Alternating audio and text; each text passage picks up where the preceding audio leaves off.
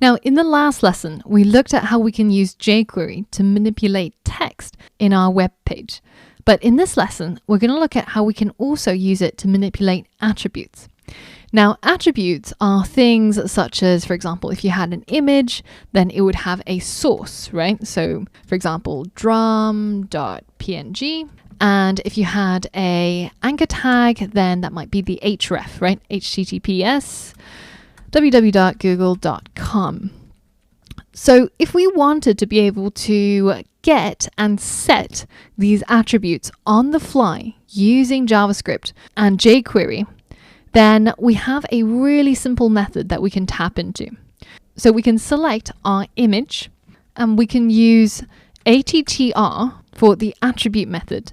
Then inside the parentheses, we're going to give the name of the attribute that we want.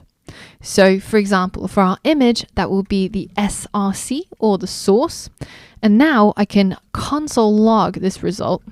And if I hit save and go to our website and refresh, you'll see that we failed to load our resource because in our project, we currently don't actually have an image. But if we wanted to diagnose this, then we could have simply used .attribute to get our source printed out, and we can see that it's a file called drum.png, which we clearly do not have in the current project folder.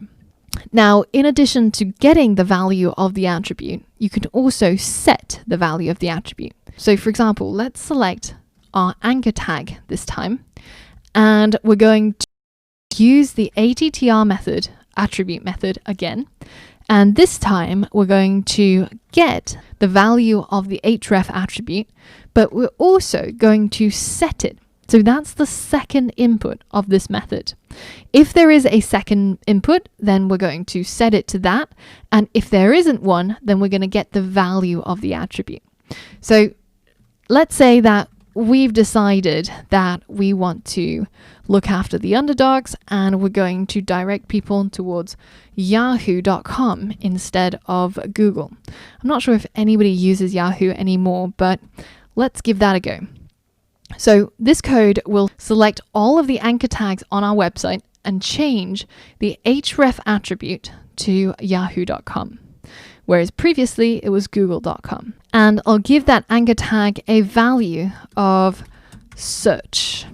So now if we hit refresh and we click on our anchor tag, then it should take us to Yahoo. Whereas without this line of code, then it'll take us to the original destination, which was google.com. Now remember that a class is also an HTML attribute.